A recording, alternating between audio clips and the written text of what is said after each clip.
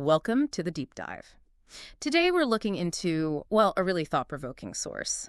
It's simply titled ourfriends.txt. And our mission, really, is to unpack its unique take on global relations, conflict, society itself. It poses a big question right off the bat. What if fixing global turmoil is actually radically simple? It's definitely compelling. It feels very personal, but the themes are universal.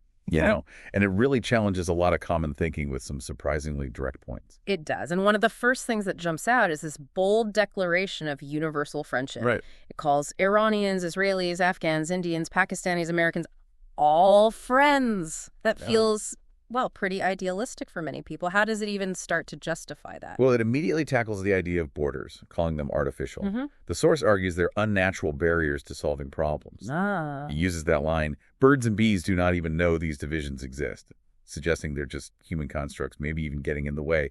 Like lines on a map that nature ignores. So it sees these borders as obstacles, not just facts on the ground. Exactly. It implies we need to see past them to fix things properly. Yeah. A bit like looking at the whole system, not just the parts. Okay, so if borders are artificial constructs, what is real? The source then points to what it calls the real root of conflict, and it's quite specific.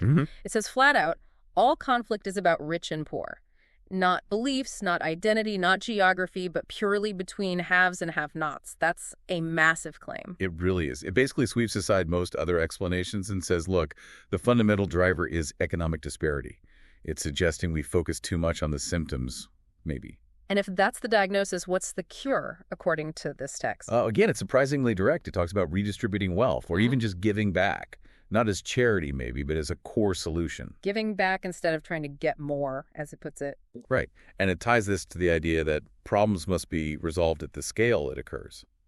So, global economic inequality needs a global scale solution, not just patches here and there. That leads into another really unexpected part.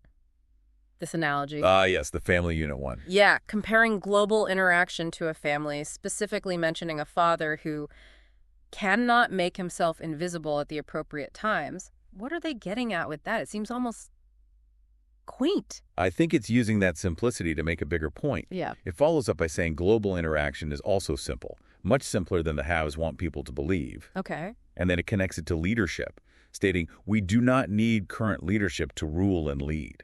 The invisible father might mean leadership that facilitates, empowers, rather than constantly directs and controls everything from the top down. So less ruling, more enabling, letting solutions emerge. Perhaps. The source seems quite critical of current leadership models.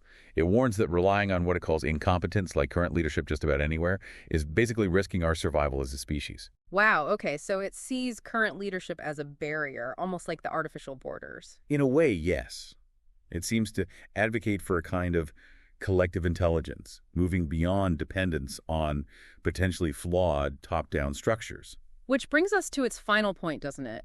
This call for humanity to be smart as a species for the benefit of all animals, us included. Exactly. It's tying everything together, overcoming divisions, addressing the core economic issue, rethinking leadership, all in service of, well, collective survival and wisdom. So looking back at our friends.txt, the main takeaways are pretty stark, aren't they? This idea that unity is practical, not just idealistic, that conflict's root might be simpler, more economic than we think, and that leadership might need to become, well, less visible, less controlling. It definitely leaves you thinking. And perhaps the final question for you listening is this. If we take this source seriously, what would our world look like if global interaction really operated more like that simple family unit and leadership stepped back, allowing us to tackle problems collectively at their true scale?